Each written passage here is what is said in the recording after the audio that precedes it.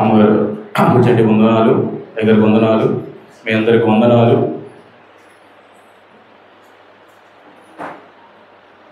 చిన్న వాక్యం ధ్యానం చేసుకుందాం. పోయిన నెల ఏం చెప్పుకున్న వాక్యం? ఏ వాక్యం చెప్పాం? సరే, మనం ఇప్పుడు కూడా దేవుడి మాటలు మనం ఎప్పుడు మర్చిపోకూడదు. దేవుడి వాక్యాన్ని మనం ఎప్పుడు విడిచిపెట్టకూడదు. దేవుడి మాట మనల్ని బ్రతికిస్తుంది, దేవుడి మాట మనల్ని జీవింప చేస్తుంది. కాబట్టి ఆ మాటని మనం ఎప్పుడు కూడా మర్చిపోకూడదు, విడిచిపెట్టకూడదు. ఇవాళ మన వాక్యం ఏమిటి అంటే, నీ హృదయము ఎలాగ ఉంది?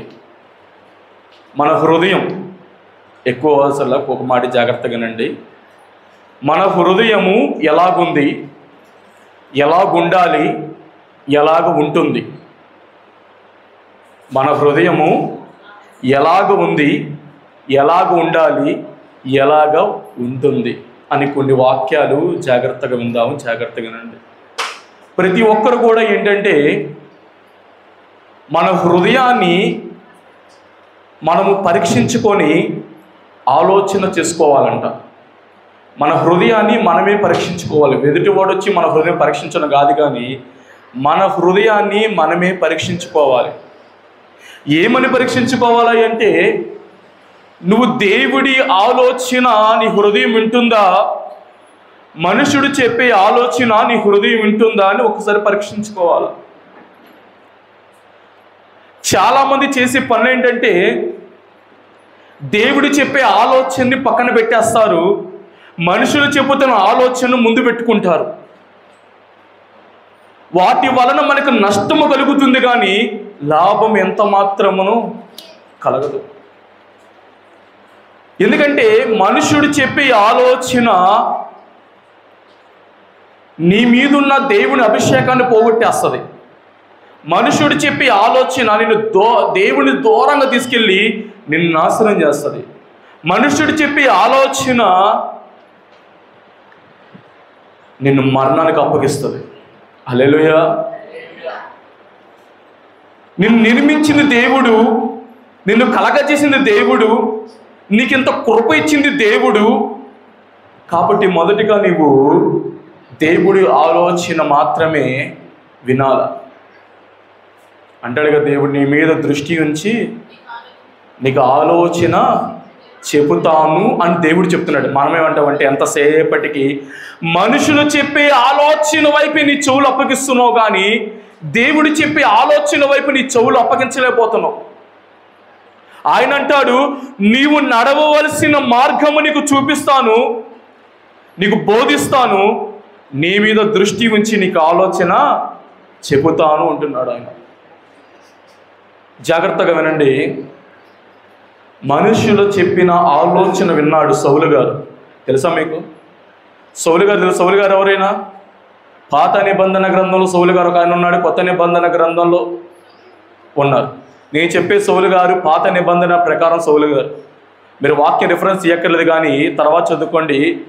సమూయేలు మొదటి గ్రంథం 10వ అధ్యాయం 1వ వచనం, సమూయేలు మొదటి గ్రంథం 15వ అధ్యాయం 1వ వచనం, 2 మాటలు రాసి ఉంటాయి. ఏ మాటలంటే, సౌలు గారు దేవుడిచ్చిన అభిషేకాన్ని కోల్పోయాడు. సమూయేలు రాసిన మొదటి గ్రంథం 10వ అధ్యాయంలో ఒకసారి అభిషేకిస్తాడు, మరలా 15వ అధ్యాయం 1వ వచనంలో మళ్ళీ రెండోసారి అభిషేకిస్తాడు. ఈ 2 అభిషేకాలు సౌలు గారు కోల్పోయాడు. ఎందుకు కోల్పోయావా అభిషేకాన్ని అంటే, జనులు మాట వినడం ద్వారా ఆయన అభిషేకాన్ని కోల్పోయాడు. సమూయేలు రాసిన మొదటి గ్రంథం 10వ అధ్యాయంలో జనులు కంగారు పెడతారు, తొందర పెడతాయేసరికి అభిషేకాన్ని కోల్పోతాడు. 15వ అధ్యాయం 1వ వచనములో జనులు మాట విని దేవుడు అమోలికలు మొత్తం నాశనం చేయమంటే, బలమైన పశువులని, బలమైన జంతువులని ఇంటికి తెచ్చుకుంటాడు, రాజును బ్రతికిస్తాడు. ఎందుకు ఈ మాట అన్నావా, ఎందుకు చేసావా ఈ పని అంటే, జనులు మాట విన్నాను అంటాడు వాక్యంలో. హల్లెలూయా, హల్లెలూయా.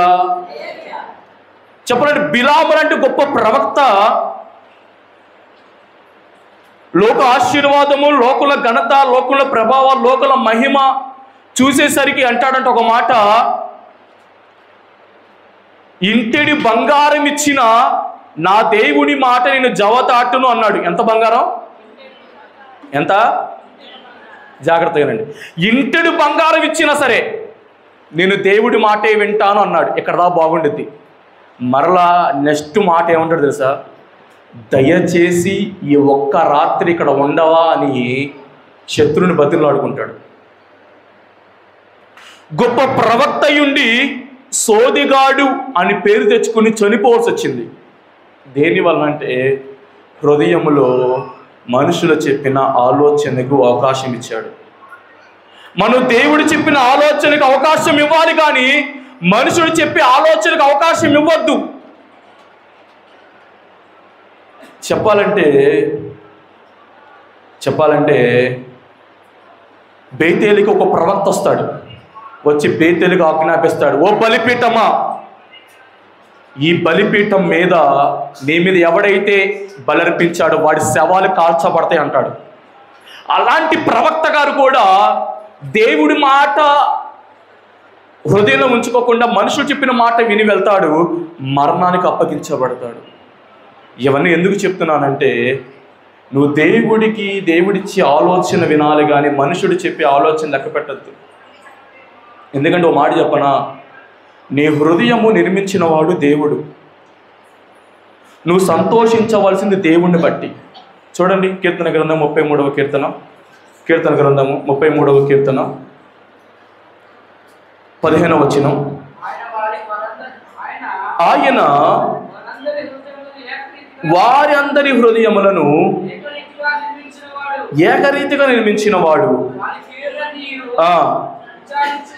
వారిని దర్శించేవాడు. చూడండి 20వ వచనం. నమ్మకించి ఉన్నాము, ఆయనను బట్టి మన హృదయము సంతోషం. హల్లెలూయా, హల్లెలూయా. నీ హృదయము, నా హృదయము, అందరి హృదయాలు నిర్మించిన వాడు దేవుడు. ఎలా కలుగజేశాడు తెలుసా? ఏకరీతి కలుగజేశాడంట. అరే, నువ్వు కడుపులో పుట్టిన బిడ్డలే ఒక నెలాగా చూసేవాళ్ళు చాలామంది ఉన్నారు. ఉంటారా? నా చిన్న కుమారు అంటే ఇష్టం అయ్యా, పెద్ద కుమారు నాకు అంత ఇష్టం లేదయ్యా అంటారు. అంటే కొంతమంది వాళ్ళ పిల్లలను బట్టి మాట్లాడే వాళ్ళు చాలామంది ఉన్నారు. దేవుడు ఏమంటున్నాడంటే, నేను ఒక హృదయాన్ని ఒకలా కలగ చేయలా, నేను అందరి హృదయాలు ఏకరీతిగా కలగజేశాను అంటున్నాడు దేవుడు. అని అంటున్నాడంట, ఆకాశము నుండి నేను కనిపెట్టుచున్నాను, నేను వాళ్ళు చూస్తున్నాను, కనిపెడుతున్నాను, చూస్తున్నాను, దర్శిస్తాను అంటున్నాడు దేవుడు. దృష్టించుతాడంట మన మీద. హల్లెలూయా, హల్లెలూయా. మరి మన హృదయంలో ఏముండాలి? ఎలాంటి ఆలోచన ఉండాలి? నీ హృదయంలో ఎలాంటి ఆలోచన ఉంటే నువ్వు దేవుడికి ఇష్టమైన బిడ్డగా బ్రతకగలుగుతావు, దేవుడికి ఇష్టమైన వాడిగా ఉండగలుగుతావు? ఎలాంటి ఆలోచన హృదయంలో ఉండాలంటే అని చెప్తున్నాడుగా. పక్కన తిప్పండి పేపరు, 40వ కీర్తన 40వ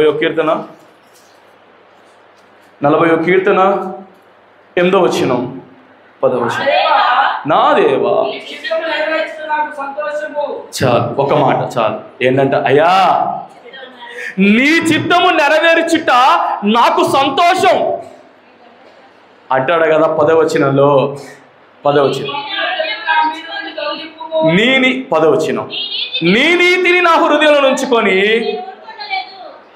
దేవుడికి ఇష్టమైన హృదయం ఏంటంటే, నువ్వు ఎప్పుడైతే దేవుడి చిత్తం నెరవేరుస్తావో ఆయనకి ఇష్టం అంట నీ హృదయము. రెండోది అంటున్నాడంట, దావీదు గారు అంటున్నారంట, నేను ఏమంటున్నాడంట, నీ నీతిని నా హృదయంలో ఉంచుకొని నేను ఓరకుండలా, నేను ఆ నీతిని అనేక మందికి చెప్పాను ప్రభువా, నా హృదయంలో నేను దాచుకోలేదు ప్రభువా, నేను అనేక మందికి చెప్పాను అంటున్నాడు. చాలామంది స్కూల్లో చదువుకునేమాట ఒక మాట గుర్తొస్తుంది మనకి. ఏ మాట గుర్తొస్తుంది? డబ్బులు అయిపోతాయి, డబ్బులు ఖర్చు పెడితే డబ్బులు అయిపోతాయి. చదువుని పంచితే ఏమైందంటే పెరిగితే తరిగిపోద్దా? పెరిగిద్దా? తరిగిపోద్దా? అలాగే నీ హృదయంలో ఉన్న దేవుడి నీతిని చెప్పండి జనాలకి. చాలామందికి తెలియదు, వాళ్ళు ఎలా ఉండాలో తెలీదు, ఎలా బ్రతకాలో తెలీదు, ఎలా నడవాలో తెలీదు, ఎలా నీతిగా నిలబడాలి, దేవుడిచ్చే రాజ్యంలో నేను ఉండాలి, ఇదిగో సూచనలు జరుగుతున్నాయి, దేవుడు రాకడ సిద్ధముగా ఉంది, మనం ఎలా ఉండాలి, ఎలాగుంటే ఎత్తబడే సంఘంలో ఉంటాము, ఎత్తబడే గుంపులో ఉంటాము, నా బ్రతుకు ఎలా ఉండాలి, నా జీవితం ఎలా ఉండాలి, నా ఆలోచన ఉద్దేశంలో ఎలాగుంటున్నాయని ఒక్కడు కూడా ఆలోచన చేయడం లేదంట. అందుకే దేవుడు ఒక మాట అంటున్నాడు చూడండి, 33వ కీర్తనలోనే ఒక్కోసారి వెళ్దాం.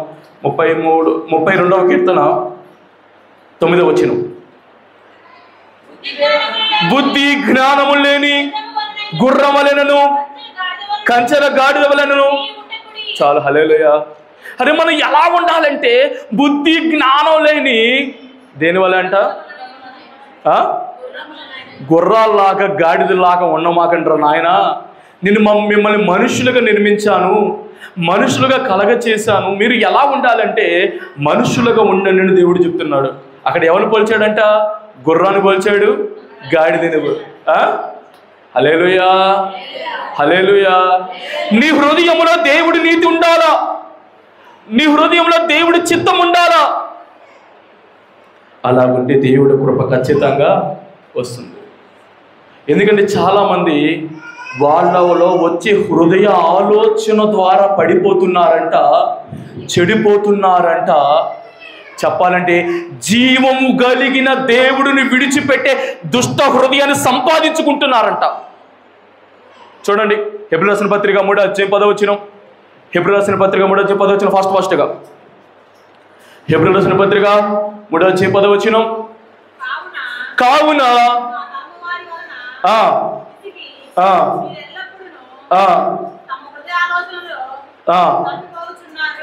చాలమ్మా. ఏంటంట? ఎల్లప్పుడూ, ఒకసారి కాదంటండి, ఒక రోజు కాదంటండి, ఒక దినము కాదంటండి, ఎల్లప్పుడూ నీ హృదయ ఆలోచనలు తప్పిపోతున్నావు, నువ్వు పడిపోతున్నావు, చెడిపోతున్నావు. జీవము కలిగిన దేవుని విడిచిపెట్టి దుష్ట హృదయాన్ని సంపాదించుకుంటున్నారంట. హల్లెలూయా, హల్లెలూయా. ఎప్పుడంటండి? వాక్యం జాగ్రత్తగా వినండి. ఎప్పుడంట? ఎల్లప్పుడూ వారి హృదయ ఆలోచనలు తప్పిపోతున్నారంట జనాలు. జాగ్రత్త, నీ హృదయంలో ఎటువంటి ఆలోచనలు వస్తున్నాయో. ఎంతసేపటికి శరీరం శరీరం శరీరం శరీరం నెరవేర్చమాకండి. శరీరం శాశ్వత కాలం ఉండదు. శరీరం ఏదో ఒక రోజు మట్టిలోకి వెళ్ళబోవాల్సిందే. ఆది కాండలో దేవుడు చెప్పాడు, యేసయ్య చెప్పాడు, ప్రతి ఒక్క దాంట్లో దేవుడు చెప్తానే ఉన్నాడు. మట్టి శరీరం గురించి దేవుడు చాలా చెప్పాడు. ఇది నిష్ప్రయోజనమైన శరీరం, దేని గురించి ఆలోచన చేయొద్దు. ఇంకేమన్నాడంటే ఇది బలహీనమైన శరీరం, దేని గురించి ఆలోచన చేయొద్దు. రోమపత్రిలో చెప్తాడు, ఈ శరీరంలో మంచిది అనేది ఏది నివసించదు, దీని గురించి ఆలోచన చేయొద్దు. నువ్వు దేని గురించి ఆలోచన చేయాలంటే దేవుడి గురించి ఆలోచన చేయాలి. హల్లెలూయా, హల్లెలూయా. నిజముగా ఎప్పుడైతే నీ హృదయ ఆలోచనలు తప్పిపోతున్నావో, తొలగిపోతున్నావో, పడిపోతున్నావో, తప్పిపోయినా పర్లేదండి, తొలగిపోయినా పర్లా, చెడిపోయినా పర్లా. కానీ అంతకంటే బాధ కలిగిన విషయం ఏంటంటే జీవము కలిగిన దేవుని విడిచిపెట్టి దుష్ట హృదయాన్ని సంపాదించుకుంటారు చాలామంది. చూడండి, 3వ అధ్యాయం 12వ వచనం రాస్తుంది. 3వ అధ్యాయం 12వ వచనం. సహోదరులారా, జీవము కలిగిన దేవుడిని విడిచిపెట్టి విశ్వాసము లేని దుష్ట హృదయము మీలో ఎవని యందైనను ఒకవేళ ఉండునేమోనని. ఎలా చూడాలంటమ్మా? ఇంటిలో ఒక బంగారు శీల పోయిందనుకోండి, పోయిద్దా? హల్లెలూయా. బంగారు శీల ఒకటి ఇంట్లో పోయిందనుకో, ఏముందిలే తొక్కలే శీలాగా అంటావా? అవసరం ఆ మంచాన్ని బయటపడేసి మళ్ళీ తూతావు లోపలికి వచ్చి. ఎందుకంటే బంగారం విలువైనది అంటారా? అదే పిల్లలకి స్కూల్కి వెళ్ళేటప్పుడు బంగారాలు పెట్టి పంపించనుకో, జాగ్రత్త జాగ్రత్త జాగ్రత్త. అవసరం 100 సార్లు చెప్తావు, ఒక గ్లాస్ నీళ్ళు తగిమని చెప్తావు. హల్లెలూయా. అంటే దేవుడు చెప్తున్నాడంట, వాక్యము అన్నిటికంటే విలువైనది, అన్నిటికన్నా విలువైనది. చెప్పాలంటే నీ ప్రాణం కన్నా విలువైనది వాక్యం. వాక్యము అంటే చెప్పాలి. ఆది యందు వాక్యం ఉండెను, వాక్యము దేవుడై ఉండెను, వాక్యము దేవుడే వాక్యము. హల్లెలూయా. వాక్యము దేవుడు. దీపము కలిగిన దేవుడిని విడిచిపెట్టే దుష్ట హృదయం నీలోకి వస్తుందేమో, జాగ్రత్తగా చూసుకో, ఒకసారి జాగ్రత్తగా పరీక్షించుకో. చాలామంది ఆ పరీక్ష లేదండి, వాత వెయ్యబడిన మనస్సాక్షిగా జీవిస్తున్నారు. వాత ఏంటి తెలుసా నీకు? ఒక బిడ్డ నువ్వు ఆగిపెట్టి ఒకటి బీకావనుకో, కర్ర పెట్టి కొట్టావనుకో, తప్పు చేశాడు, కొట్టావు ఒక దెబ్బ, 2వ రోజు కొట్టావు, 3వ రోజు కొట్టావు, 4వ సారి ఏమంటాడు? కొట్టుగా అంటాడా? ఏమంటాడు? కొట్టుకో అంటాడు. దాని అర్థం ఏంటి? అక్కడ అక్కడ శరీరం మందపారిపోయింది. జాగ్రత్త, హృదయము జాగ్రత్త, హృదయ ఆలోచన జాగ్రత్త, హృదయం ఎటువంటివి వస్తున్నాయో జాగ్రత్త. నీ హృదయం, అందుకే దేవుడు అన్నాడు కదా, హృదయము నిండి ఉన్న దాన్ని బట్టి నోరు మాట్లాడిద్ది. జాగ్రత్త. నీ హృదయంలో ఏం నింపుకుంటున్నావో, ఏం ఆలోచన నింపుకుంటున్నావో, ఎటువంటి మాటలు నింపుకుంటున్నావో, ఎలాంటి స్థితులు నింపుకుంటున్నావో జాగ్రత్త. నువ్వు ఏదైనా చేయి, నాకు అనవసరం, కానీ జీవము కలిగిన దేవుడిని విడిచి దుష్ట హృదయాన్ని బట్టి పొందమాకండి. అది ఎవరి హృదయం తెలుసా? దుష్టుడు. అనగా ఎవరో చెప్పాలి. దుష్టుడు ఎవరు? సాతానుడేనా? సాతానేగా. కీర్తన గ్రంథంలో మీ గురించేగా మొదటి కీర్తన 1వ అధ్యాయం రాసిందిగా, చదవండి. తెలుసుగా ఎవరి ఆలోచన? దుష్టుడి ఆలోచన చొప్పు నడవక, పాపుల మార్గం నిలవక, అపహాస్యులు కూర్చుండగా, యెహోవా ధర్మశాస్త్రమందు దీవారాత్రము దాన్ని ధ్యానించేవాడు ధన్యుడు. చాలు. హల్లెలూయా. ఎక్కడ ఉంటాడంట? ఎక్కడ? ఆకు వాడక తన కాలమందు ఫలమించి చెట్టు వాలే. హల్లెలూయా. ఇటువంటి కృప కలిగిన భాగ్యం అంతే ఎక్కడ ఉంది అంటే నీ హృదయంలో ఉంది.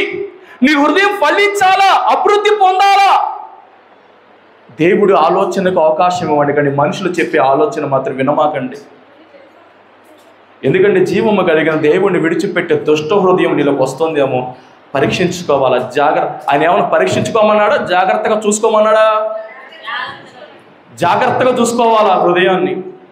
అవునా కదా? ఎందుకంటే ఒక మాట చెప్పనా, మన జీవితంలో ఎదురవుతున్న పరిస్థితులను బట్టి, ఎదురవుతున్న సమస్యలను బట్టి, కలుగుతున్న విపత్తులను బట్టి మన హృదయము దుష్ట హృదయంగా మారబోతుంది. గుర్తుపెట్టుకోండి బాగా. ఏంటంట? మన జీవితంలో ఎదురవుతున్న సమస్యలను బట్టి, శ్రమను బట్టి, హింసలను బట్టి, రాబోతున్న విపత్తులను బట్టి నీ హృదయము దుష్ట హృదయంగా మారబోతుంది. జాగ్రత్త. అవునా కదా? ఓ మాట చెప్పనా, దేవుడు నీ జీవితంలో కార్యము చేసినంతసేపు నువ్వు దేవుడు స్తుతిస్తానే ఉంటావు. ఉంటారా? ఉండరా?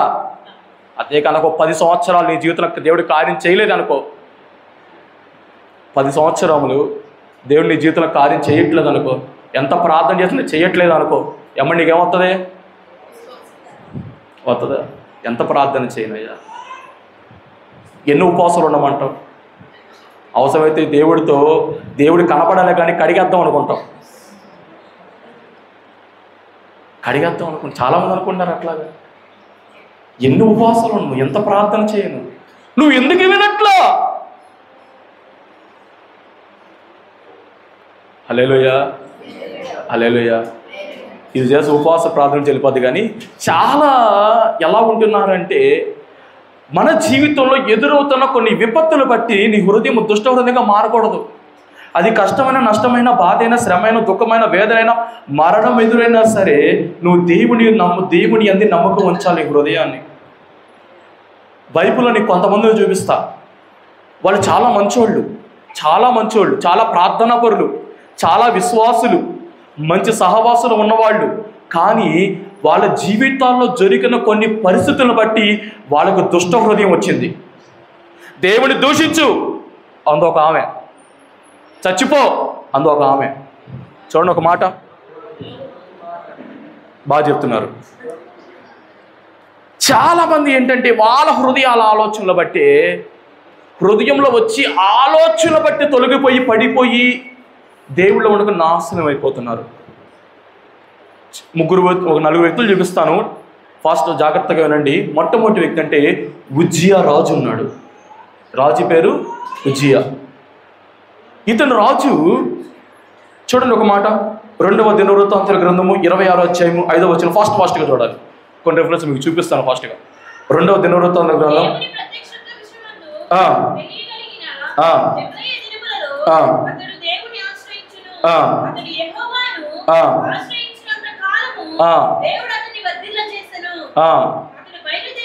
చాలు. హల్లెలూయా. దేవుడు అతనిని ఆశ్రయించినంత కాలం. ఆశ్రయించడం అంటే చెప్పండి ఒక మాట. ఆశ్రయించడం అంటే దేవుడు సహాయము కొరకు కనిపెట్టుకున్న కాలం మొత్తం అతను ఏమైందంట, దీవించబడ్డాడు, ఆశీర్వదించబడ్డాడు, దేవుడు కృప పొందుకుని. కానీ హృదయంలో ఒక ఆలోచన వచ్చిందంట ఇతనికి కూడా. ఈ ఆలోచన వచ్చిన ఒక మాట అక్కడ 26వ అధ్యాయం 16వ వచనం. అయితే అతడు స్థిరపడిన తర్వాత అతని హృదయం, మనస్సు అంటే హృదయంలో గర్వించి చెడిపోయాడు. హల్లెలూయా. అతను హృదయంలో గర్వించి చెడిపోయాడంట. ఏం చెడిపోయి తెలుసా మీకు అంతకే? ఏం చెడు తెలుసా? యాజకుని అంటాడంట, నేను వెళ్ళి ధూపం వేస్తా అన్నాడంట. ధూపం వేస్తానన్నాడంట. ఆయన అన్నాడంట, బాబు నాయన రాజు, ఈ పని నీ పని కాదు, నువ్వు చేసే పని కాదు ఇది. ఫస్ట్ ఒక యాజకుడు చెప్పాడంట. ఆ తర్వాత ఒక 13 మంది 14 మంది యాజకులు చెప్పారంట, ఈ పని నీది కాదు, నువ్వు రాజువి, నువ్వు రాజులాగుండు అంటే, నువ్వు నాకు చెప్పేది ఏంట్రా తొక్క అన్నట్టుగా వెళ్ళిపోయి ఎప్పుడైతే ధూపం వేస్తూ ఉన్నాడో లోపల ఏమొచ్చింది? కుష్ఠరోగం వచ్చిందంట. అక్కడ రాస్తుంది, దేవుడిని ఆశ్రయించినంత కాలం అతను వర్ధిల్లాడంట. దేవుడికి ఎప్పుడైతే ఒక చెడిపోయిన దుష్ట ఆలోచన హృదయంలో వచ్చిందో వెంటనే వచ్చింది. మీకు వచ్చింది తెలుసా? ఇప్పుడంటే కుష్ఠరోగాలు వచ్చిన వాళ్ళకి ట్యాబ్లెట్లు ఇచ్చి ఇంజక్షన్లు ఇచ్చి ఇంట్లో కూర్చోబెట్టుకున్నారు చాలామంది. ఆ రోజుల్లో అలా లేవు. ఊరి అవతల ఉంచేవాడంట, రాజు అయినా మంత్రి అయినా భటుడైనా ఎవడైనా సరే. తను బ్రతికినంత కాలం, తను చనిపోయే వరకంట ఆ కుష్ఠరోగంతో బాధపడాడు. దేనివల్ల తెలుసా మీకు? దేనివల్ల తెలుసా? హృదయంలో వచ్చిన ఒక దుష్ట ఆలోచన వలన ఈ శాపం. హృదయంలో వచ్చిన ఒక దుష్ట ఆలోచన రాజుని, ఉన్నత స్థితిలో ఉన్నవాడిని ఒక అడుక్కునే స్థితికి తీసుకొచ్చేసింది. దేనివల్ల తెలుసా? నీ హృదయంలో వచ్చే ఆలోచన. జాగ్రత్త. అందుకే దేవుడు అన్నాడు, దుష్ట హృదయం వస్తుందేమో జాగ్రత్తగా చూసుకో. హల్లెలూయా, హల్లెలూయా. అవునా కదా? ఎందుకంటే నీ హృదయం వచ్చే ఆలోచన నువ్వు దేవుని బిడ్డగా ఉంటే నిన్ను సాతాను బిడ్డగా మార్చేస్తుంది. అవునా కదా? వాక్య రెఫరెన్స్ చూపించను కానీ జాగ్రత్తగా వినండి. దావీదు గారు పాపం చేసిన వ్యక్తి ఎవరు? దావీదు గారు ఎవరితో పాపం చేశాడు? బెర్షెబాతో పాపం చేశాడు. పాపము చేసిన వెంటనే రకరకాల ఆలోచనలు వచ్చినాయి అతనిలోకి. వచ్చిన రాలేదా? ఈ పాపాన్ని ఎలా సరిచేయాలనుకున్నాడు. చెప్పాలంటే దేవుడు ఏమైతే ఆజ్ఞాపించాడో ప్రతి ఆజ్ఞని మీరాడు. ప్రతి ఆజ్ఞ పాపము చెయ్యాలి అనే ఒక ఆలోచన చూశాడు. పాపం చెయ్యాలనుకున్నాడు, పాపం చేసేశాడు. ఆ పాపాన్ని కప్పిపెట్టడానికి రకరకాలమైన ఆలోచనలు చేశాడంట. దేవుడిచ్చిన ఆజ్ఞ మీరిన వ్యక్తి దావీదు. అక్కడ కనబడుతున్నాం మనం. దేవుడు ఆజ్ఞాపించాడుగా, 10 ఆజ్ఞలు ఇచ్చాడుగా.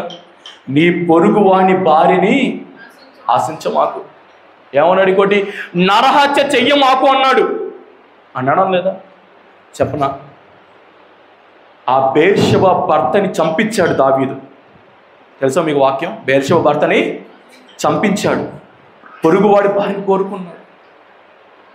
చెప్పాలంటే అప్పుడు దాకా దేవుని బిడ్డగా కనబడిన దావీదు గారు 2 సమూయేలు గ్రంథం 11వ అధ్యాయం తీయక్కర్లేదు కానీ సాతాను బిడ్డగా కనబడతాడు. అక్కడ అధ్యాయం మొత్తము సాతాను బిడ్డగానే కనబడతాడు. హల్లెలూయా. జాగ్రత్త. నీ హృదయంలో ఎటువంటి ఆలోచనలు వస్తున్నాయో జాగ్రత్తగా చూసుకోవాలి.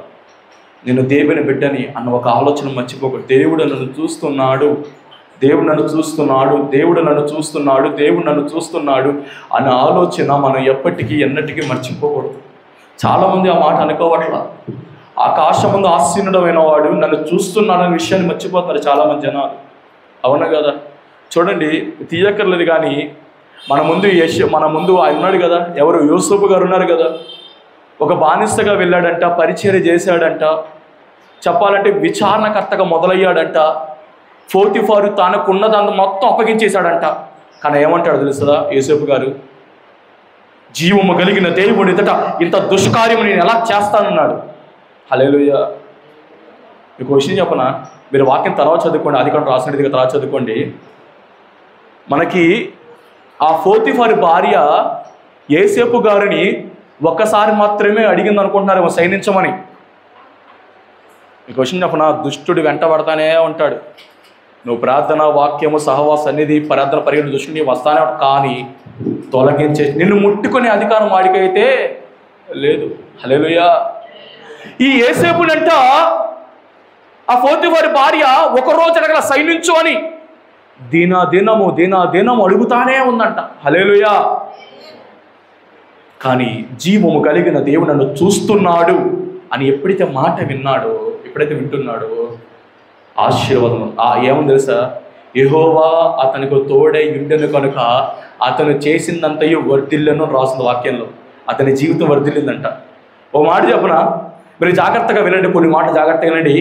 అబ్రహాము గారి కొడుకు ఇస్సాకు గురించి అబీమెలెకు సాక్ష్యం చెప్తాడు. ఈసారి తెలుసా, నిశ్చయముగా యెహోవా నీకు తోడై ఉండుట నేను చూశానంటాడు. ఇస్సాకు కొడుకు యాకోబు గురించి లాబాను సాక్ష్యం చెప్తాడు. ఏమని? నిన్ను బట్టి యెహోవా నన్ను ఆశీర్వదించాడు అని చెప్తాడు. అరే యోసేపు గురించి పోతీఫారు సాక్ష్యం చెప్తాడు. ఇదిగో నిన్ను యెహోవా సఫలపరచగా చూడగా ఆయన తోడుగా ఉండుట నేను చూశాను అంటాడు. హల్లెలూయా, హల్లెలూయా.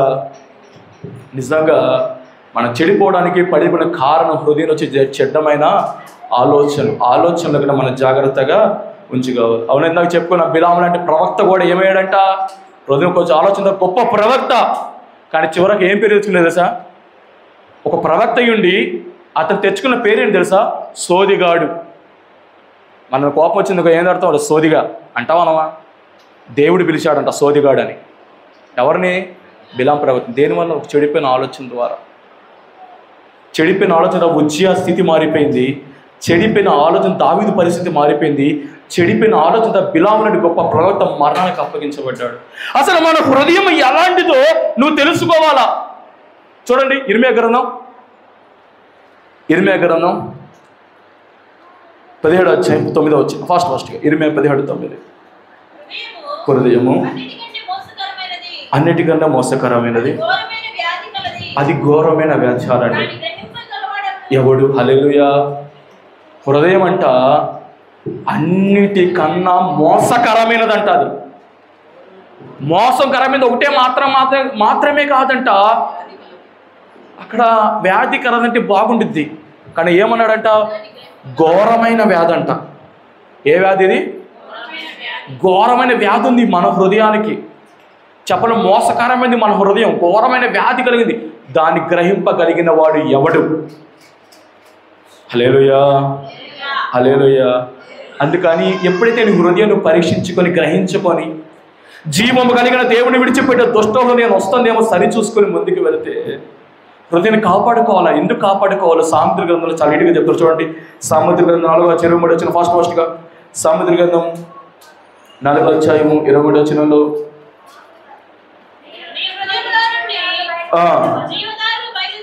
జీవదారులు బయలుదేరును కనుక, కాబట్టి అన్నిటికంటే ముఖ్యంగా హల్లెలూయా. ఏమవుతాయంట నీ హృదయంలో నుంచి? జీవధారులు బయటికి వెళ్ళాలి. చాలామంది చెప్పాలంటే మురుగు కాలువలు బయటికి వెళ్తున్నాయి. చాలామంది ఏం వెళ్తున్నాయి? మురుగు కాలువ, వాసన కొట్టే కాలువలు బయటికి వెళ్తున్నాయి. కానీ జీవధారులు అట్లా జీవం కలిగిన వాక్యం అన్నట్లు ఇందాక దావీదు గారి కీర్తన చదివాను, నీ నీతిని నా హృదయంలో ఉంచుకొని నేను ఓరకే ఉండలేదు. జాగ్రత్త. దేవుడి నీతిని వివరించండి, దేవుడి నీతిని చెప్పండి, దేవుడి వాక్యం చెప్పండి, ప్రార్థన చెప్పండి, వాక్యము చెప్పండి, ప్రార్థన చేయమని చెప్పండి. హల్లెలూయా. హృదయాన్ని భద్రముగా కాపాడుకోవాలి. ఇక్కడ ఇంకా రాసింది సమాధానం చూడండి, జాగ్రత్తగా కాపాడుకోండి. భద్రం కాపాడుకోవాలా, జాగ్రత్త కాపాడుకోవాలి. హల్లెలూయా, హల్లెలూయా. తీయకలేదు కానీ ఇర్మియా ప్రవక్త మాట అంటాడంట, యెహోవా మీద నుండి తన హృదయాన్ని తొలగించుకున్న వాడు శాపగ్రస్తుడవుతాడంట. యెహోవా మీద నుంచి తన హృదయాన్ని తొలగించుకునేవాడు శాపగ్రస్తుడవుతాడంట. హల్లెలూయా. మనము దీవెనకి పొందాలని దేవుడు మనం నిర్మించాడు, కానీ శపించబడని దేవుడు ఎప్పుడు నిర్మించడం మనని. కానీ మన క్రియలు, మన తలంపులు, మన ఉద్దేశాలు, మన జీవితంలో వస్తున్న ఆలోచన ద్వారా మనము దుష్ట హృదయానికి అవకాశము ఇస్తున్నామంట. హల్లెలూయా, హల్లెలూయా. ఎందుకంటే చెప్పాం కదా, యోబు గురించి చదువుకున్నాం కదా. చూడొక మాట, యోబు గ్రంథం 2:9 ఫస్ట్ వచ్చి వెళ్ళిపోదాం. యోబు గ్రంథం 2:9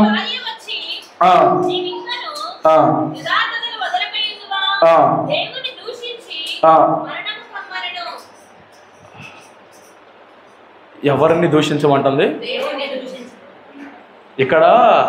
మీరు మాటలు జాగ్రత్తగా వినండి. యోబు గారి భార్య మంచిదా చెడ్డదా చెప్పాలి. యోబు గారి భార్య మంచిదా చెడ్డదా చెప్పాలంటే అమ్మాయి మంచిదే, భార్య మంచిదే. భార్య మంచిది కాబట్టి భర్త బాగున్నాడు అక్కడ.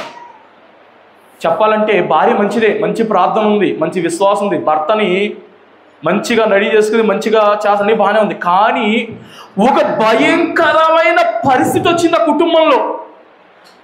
బిడ్డలు చనిపోయారు, పశువులు అన్ని కాల్చబడి అన్నీ వెళ్ళిపోయినాయి.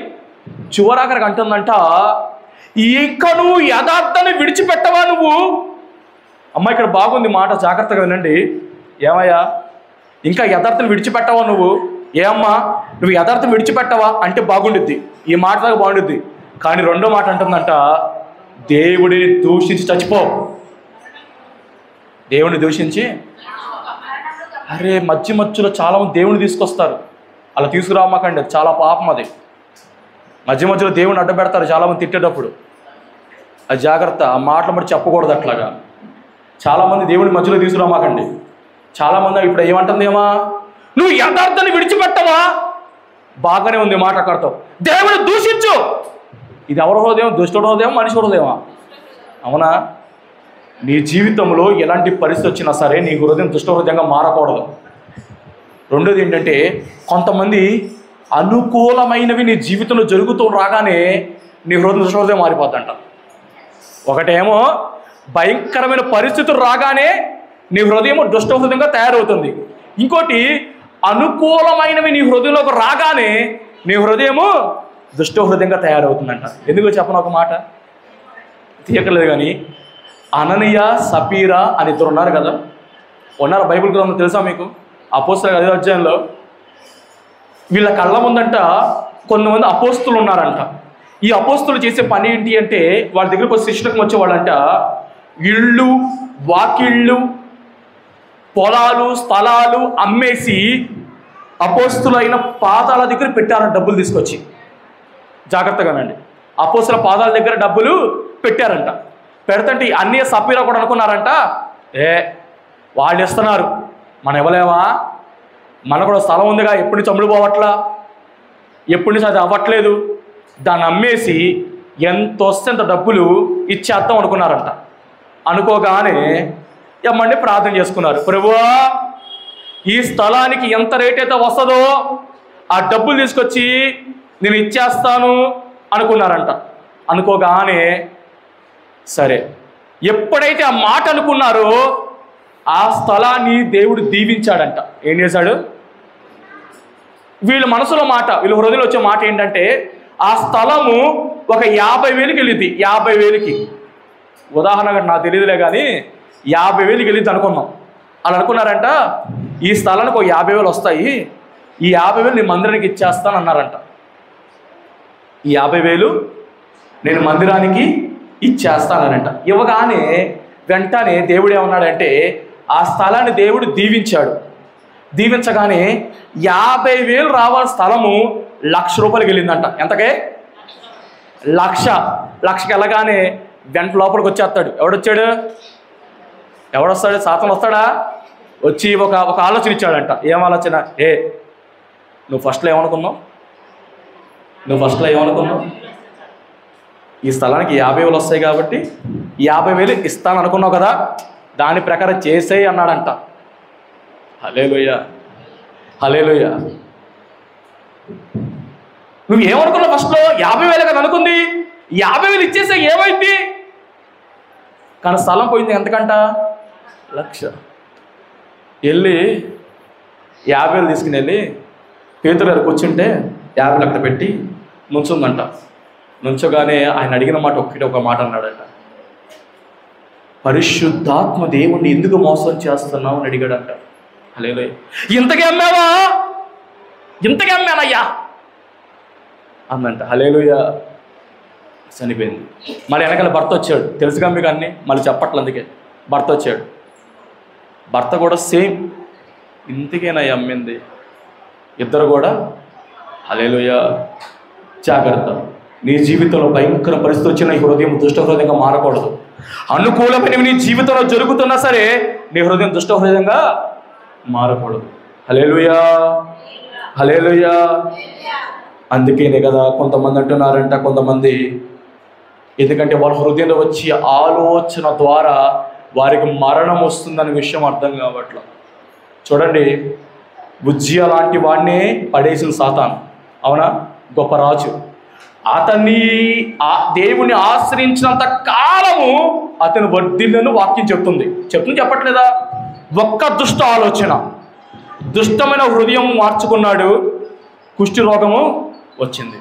ఒక దుష్ట ఆలోచన దావీదు గారిని ఏం చేసింది? దేవుని బిడ్డని సాతాను బిడ్డగా, అసలు నిజంగా చెప్తున్నా, మీరు 2వ అధ్యాయం 11 చదివితే సాతాను బిడ్డగానే కనపడతాడు దావీదు గారు. అక్కడ దేవుడి బిడ్డ కనపడ్డాడు. అది ఇంకో మాట, బిలాం లాంటి గొప్ప ప్రవక్త అండి. ఆ ప్రవక్త, అన్ని ప్రవక్త అంటారు అతన్ని దేవుడు అధికారం ఇచ్చాడు తెలుసా? దీవించబడిన వారు దీవించబడతారు, శపించబడిన వారు శపించబడతారు అనే గొప్ప ప్రవచనం ఉంది ఆయనకి. అలాంటి ప్రవక్తలోకి ఒక దుష్ట ఆలోచన వచ్చింది. ఏమైపోయింది? సోదిగాడిని పేరు తెచ్చుకొని చనిపోవాల్సి వచ్చింది. హల్లెలూయా, హల్లెలూయా. అందుకని మన జీవితంలో మనం ఎటువంటి ఆలోచనలు చేస్తున్నామో, మనం ఎటువంటి ప్రయత్నాలు చేస్తున్నామో మనం ఒకసారి జ్ఞాపకం చేసుకుంటూ ఉండాలి. ఒక మాట చూడండి, సామెతల గ్రంథం 14వ అధ్యాయం 1వ వచనంలో, సామెతల గ్రంథం 14వ అధ్యాయం 1వ వచనం, ఫాస్ట్గా ముగించేద్దాం. సామెతల గ్రంథం, జ్ఞానవంతురాలు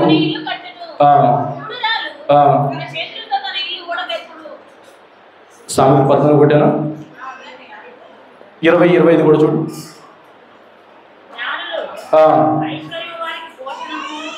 సామెత గ్రంథం 20-25. ఇవే చెప్పక ప్రతిష్ఠితమని చెప్పుటయు, మునుకున్న తర్వాత దాని గురించి విచారించుటయు. హల్లెలూయా, హల్లెలూయా. ఒక్కసారి నేను ఇస్తానని చెప్పిన తర్వాత నువ్వు దాని గురించి ఏం చేయకూడదంట? ఆలోచన. వీళ్ళు ఏం చేశారు? ఆలోచన చేశారు. హల్లెలూయా. జాగ్రత్త. నీ హృదయం దుష్ట హృదయంగా మారకూడదు. చిన్నప్పటి నుంచి నువ్వు ప్రార్థన, విశ్వాస, సహవాసాన్ని బిడ్డలు పెంచితే మంచి ప్రార్థనా పరులు, మంచి విశ్వాసం నింపబడతారు. చిన్న మాట ముగిస్తాను ఫాస్ట్గా, జాగ్రత్తగానండి. ఏలి అనే యాజకుడు మనకు తెలుసా? ఏలి గారు. ఈ యాజకుడికి 2 బిడ్డలు ఉన్నారు. ఈ 2 బిడ్డలు ఏలి యాజకుడు. ఎంతమంది ఉన్నారు చెప్పండి? 3 మొత్తం. చెప్పాలంటే ఏలి 2 బిడ్డలు కూడా ఏలి ఏం చేశాడంటే యాజకులుగా చేసేశాడు. జాగ్రత్తగా వినండి. ఏలి గారు యాజకుడు. మొత్తం ఎంతమంది ఉన్నారు యాజకులు? 3 యాజకులు ఉన్నారు. వాళ్ళు దుష్టులు అవ్వచ్చు, దరిద్రులు అవ్వచ్చు, లేకపోతే ఎలాంటి వారిని అవ్వచ్చు. ఎంతమంది ఉన్నారు యాజకులు? 3 ఉన్నారు. ఆ దినములలో దేవుడు ప్రత్యక్షత చాలా అరుదంట. ఎవడు ప్రత్యక్షం అవ్వట్ల దేవుడు. అలాంటిది దేవుడు స్వరము ఎవరు విన్నారు అంటే సమూయేలు విన్నాడంట. ఎవడు విన్నాడు? యాజకుడికి వినబడలా, వాళ్ళిద్దరు యాజకులకి వినబడలా. కానీ ఆ స్వరము వినింది ఎవరు అంటే దేవుడి దగ్గరికి పరిచర్య చేయడానికి ఒక విశ్వాస కుమారుడు వచ్చాడు. అతను మాత్రమే దేవుడు స్వరం విన్నాడు. ఎవరు వినలా ఆ స్వరం. ఎన్నిసార్లు పిలిచాడు తెలుసా? దాదాపు 3-4 సార్లు పిలిచాడంట. సమూయేలు, సమూయేలు, సమూయేలు అని. హల్లెలూయా, హల్లెలూయా. ఎందుకంటే సమూయేలు తన హృదయాన్ని పాలు విడిచే టయానికి అమ్మకి అప్పగిస్తే మోకాళ్ళేసిన ప్రార్థన అనుభవం ఉంది హృదయంలో, పరిచర్య చేసిన అనుభవం ఉంది హృదయంలో, దేవుడిది నిలబడిన ఆశ ఉంది హృదయంలో. దేవుడి స్వరము అతన్ని పలకరించింది. హల్లెలూయా, హల్లెలూయా. చివరాఖరిగా ఏంటి అంటే మన హృదయము ఎలాగా ఉండాలి అంటే ఒక మాట చెప్తాడంట, నీ హృదయము దేవుని హృదయముతో కలిసిపోవాలంట. హల్లెలూయా. నీలో దుష్ట హృదయం రాకుండా ఉండాలి అంటే, దుష్టుని ముట్టకుండా ఉండాలంటే, నీ హృదయం బాగుపడాలి అంటే నీ హృదయము దేవుని హృదయముతో కలిసిపోవాలి. ఆ రోజు దావీదు హృదయము యోనాతానుతో ఎలాగైతే కలిసిపోయిందో నీ హృదయము దేవుని హృదయంతో కలిసిపోవాలి. రెండోది అంటున్నాడంట, చూడండి ఒక మాట నిర్గమాకాండము 1:12 నిన్ను చెడు చేయమని 1:12 అయినను ఐగుప్తుల వారిని శ్రమ పెట్టిన కొలది వారిని విస్తరించి 16 హెబ్రీ స్త్రీలకు మంత్రస్థాని పని చేయొచ్చు,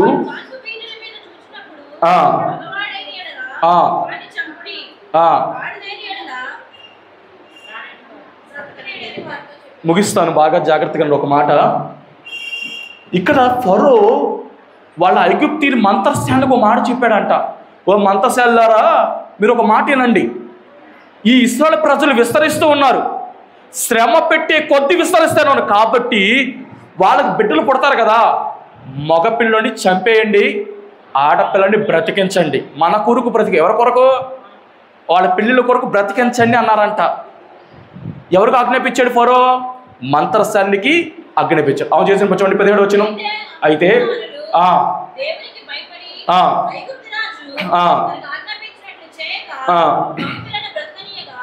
హల్లెలూయా హల్లెలూయా. ఏమంటున్నారంట, నీ హృదయము దుష్ట హృదయంగా మారకుండా ఉండాలంటే నీ ఎదుట చెడ్డ పని చెయ్యమని ఎవడు చెప్పినా సరే నువ్వు మంచి పనే చేయాల. వాడు రాజు అయినా అధిపతి అయినా ఎలాంటి వాడైనా సరే నువ్వు చెడు చేయి అని నీతో చెప్పుతున్నా సరే నువ్వు మంచి పనే చేయాలి. ఓ మాట చెప్పనా, ఇప్పుడు ఫరో దగ్గరికి వెళ్ళి మంత్రశానులు నేను చేయను, నేను బ్రతికిస్తున్న వాళ్ళని అంటే మంత్రశాని ప్రాణంతో ఉండిద్దా, ప్రాణం పోగొట్టుకుండిద్దా? ప్రాణము పోగొట్టుకుండిద్ది. అందుకే దేవుడు అంటాడు కదా, మీరు ఎక్కడ ఉండాలంట? పావురం వలె. తెలియదు ఎలా ఉండాలంట? పావురం వలె నిష్కపటముగా, పావుల వేగం వివేకంగా ఉండాలా, నిష్కపటంగా ఉండాలా. ఇప్పుడు మంత్రసేన ఏం చెప్తుంది? వివేకాన్ని చూపించింది, నిష్కపటమును చూపించింది. నేను ఎల్లక ముందే వాళ్ళు కనేస్తున్న బిడ్డలను అంటుందంట, నేను అల్లక ముందే వాళ్ళ బిడ్డల్ని కనేస్తున్నారు అంటుందంట. హల్లెలూయా హల్లెలూయా. నీ హృదయం దుష్ట హృదయంగా మారకుండా ఉండాలంటే నీ హృదయం దేవుడి హృదయాన్ని కలిసిపోవాలి. రెండో మాట ఏంటి అంటే, నీ ఎదుట చెడు చేయమని వాళ్ళు చెప్తున్నా సరే నువ్వు మంచి పని మాత్రమే చేయాలి. ఇలా కనుక మనం చేసే లెక్క అయితే ఖచ్చితంగా దేవుడు దావీదు గారి గురించి చెప్పిన సాక్ష్యము నీ గురించి కూడా చెప్తాడు. ఏం సాక్ష్యం చెప్పాడంట? దావీదు నా హృదయానుసారుడంట. హల్లెలూయా హల్లెలూయా. ఎవరు హృదయానుసారుడంట? దేవుని హృదయానుసారుడు దావీదు గారు. మనము కూడా ఎదుగో పలానా బిడ్డ నా హృదయానుసారుడు, నా హృదయాలుగా ప్రవర్తిస్తుంది అన్ని గురించి నాకు దేవుడు సాక్ష్యము చెప్పాలి. జాగ్రత్త. మన హృదయాన్ని ఎలా కాపాడుకోవాలంట? జాగ్రత్తగా కాపాడుకో. మన హృదయాన్ని భద్రముగా కాపాడుకోవాలి. జీవము కలిగిన దేవుడిని విడిచిపెట్టి దుష్ట హృదయం మీలోకి వస్తుందేమో జాగ్రత్తగా చూసుకోవాలి. చాలామంది ఎలా పడిపోతున్నారంటే వాళ్ళ హృదయం నుంచి వచ్చి ఆలోచన ద్వారా మాత్రమే ఉజ్జియ పడిపోయాడు, దావీదు పడిపోయాడు, బిలాము పడిపోయాడు. జాగ్రత్త. మనం నిలబడాలి. ఎలాంటి పరిస్థితులు అంట? భయంకరమైన పరిస్థితి వచ్చినా సరే నీ హృదయం దుష్ట హృదయంగా మారకూడదు. అనుకూలమైన పరిస్థితి వచ్చినా సరే నీ హృదయం దుష్ట హృదయంగా మారకూడదు. అప్పుడు దేవుడి గొప్ప కృప దీవెన ఆశీర్వాదము పొందుకు. దేవుడి వాక్యం స్థిరపరిచి బలపరిచి మన జీవితంలో కార్యంలో జరుగును గాక. ప్రార్థన చేసుకున్నాం. పరిశుద్ధుడ ప్రేమ కలిగిన ప్రభువా యేసయ్యా మీకు స్తోత్రముల తండ్రి, కరుణ గొప్ప దేవుడా నీకు స్తోత్రములు ఆయన. మీరు మాతో మాట్లాడిన మాట బట్టి నీకు స్తోత్రములు ఆయన. ఇదిగో నీ చిత్తము నెరవేర్చే హృదయాన్ని మాకు దయచేయండి నాయన. నీ నీతిని మేము ఊరకే ఉంచకోకుండా అనేక మందికి చెప్పే హృదయాన్ని మాకు దయచేయండి నాయన. కృపతో నింపండి ప్రభా. మా హృదయం నిర్మించిన వాడువు నాయన. అయ్యా, మిమ్మల్ని బట్టి మా హృదయము సంతోషనివ్వండి నా తండ్రి. సహాయం చేయమని ప్రార్థిస్తున్నాం తండ్రి. వచ్చిన ప్రతి బిడ్డను మీరు దీవించండి, ఆశీర్వదించండి. విన్న వాక్యం మా హృదయంలో ముద్ర వేయండి, భద్రమ చేయండి. కృపతో అందరినీ బలపరచమని సహాయము చేయమని నాజరుడనే యేసయ్య నామములో చిన్ని ప్రార్థన మనవి అడిగి పొందుకున్నాము నా పరమ తండ్రి. ఆమేన్, ఆమేన్, ఆమేన్. హల్లెలూయా. రెండు చేతులు ఎత్తండి. హల్లెలూయా, హల్లెలూయా, హల్లెలూయా.